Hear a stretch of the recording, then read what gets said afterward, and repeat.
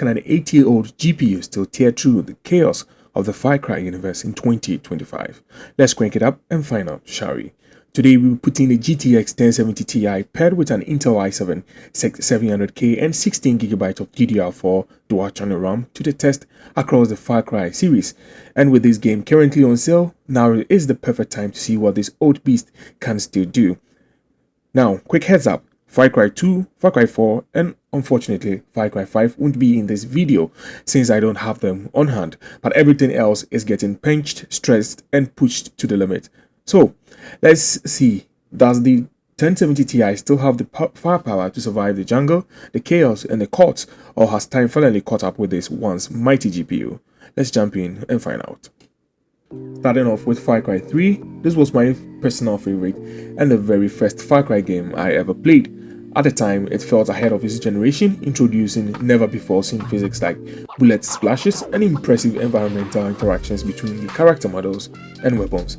Although it's a bit disappointing that there were no environmental distraction then, the overall experience still deserves a 10 out of 10 in my book. I tested the game at ultra settings in 1080p and performance was strong overall, with frame rates ranging between 90 and 110 FPS, usually staying within the 90s. The average FPS was a steady 90, offering smooth and responsive gameplay.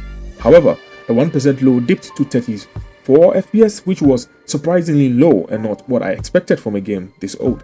The 1% low hit 23 FPS, which while not great, wasn't terrible either and didn't ruin the experience. Graphically, ultra settings deliver the best visual quality the game had to offer, but compared to modern titles, it's definitely felt lacking.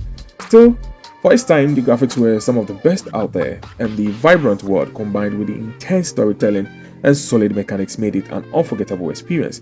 Even though it shows its age in places, particularly in frame consistency and visual details, Far Cry 3 remains a nostalgic masterpiece and a game I'll always go back to, with performance scores of 8.5 out of 10 and a nostalgia score that's off the charts.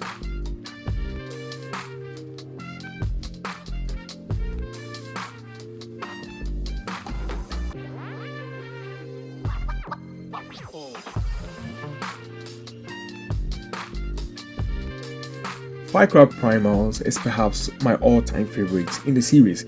It introduced rideable themes and offered a really unique take on the Far Cry formula, which made it stand out from the rest. Riding into battle on saber-tooth tigers or a massive bear and watching them tear through enemies was an absolute blast. The combat shifted into a more primitive style this time around, swapping out guns for bows, spears, slingshots, and even meat as weapons. And honestly, I really like that silly creative twist.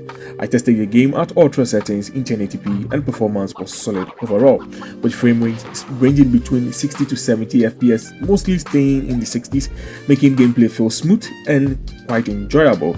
The average FPS landed at 57, which is decent, but the 1% low dropped to 28 FPS, which was a bit underwhelming and not what I was hoping for. The 0.1% low hit 19 FPS, which wasn't too bad, but again, it wasn't too good and didn't cause any performance issues. Visually, ultra settings delivered the best this game had to offer, but compared to modern titles again, it definitely felt like something was missing. Still, at the time of this release, I'd say the visuals were impressive and matched the game's wild, untamed atmosphere perfectly. Despite the performance dips here and there, Far Cry Primal delivered an experience that was fun, chaotic, and refreshingly different. It may not be perfect by today's standard, but for me, it was one of the most enjoyable and original entries in the entire series.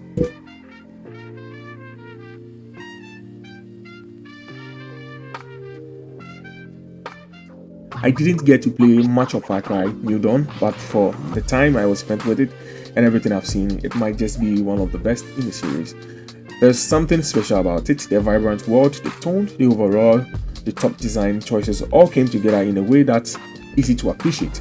It may not hit the same emotional or gameplay heights as Far Cry Primal, but it still stands tall right next to it.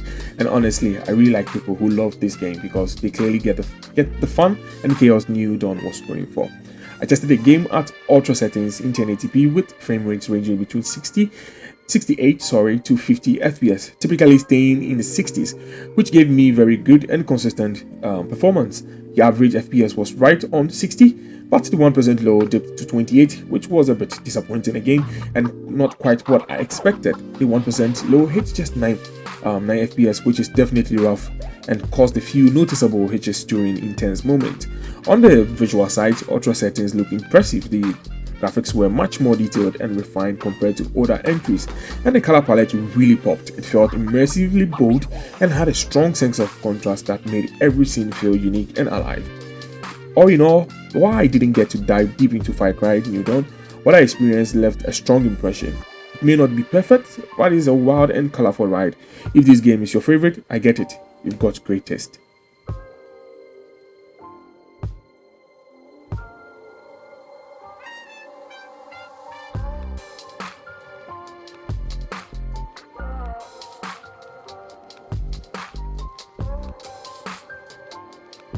Far Cry 6 is perhaps a masterpiece in the Far Cry series. It features improved gunplay, great visuals, and a much richer story-driven experience.